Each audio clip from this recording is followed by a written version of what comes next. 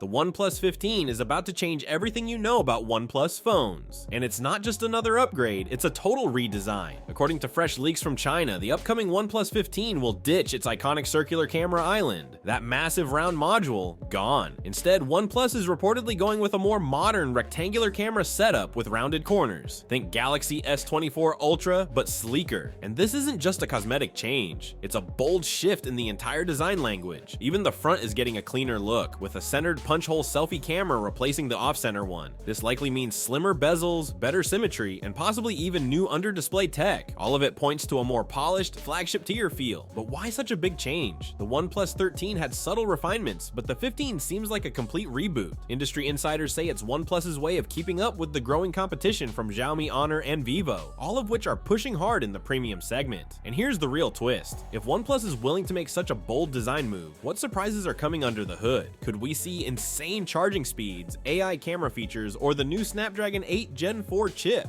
We'll keep you updated as more leaks surface, and trust me, they're coming fast. So if you love staying ahead of the curve, like this video, share it with your tech friends, and don't forget to subscribe. What do you think of the new rectangular camera look? Love it or hate it? Let me know in the comments below.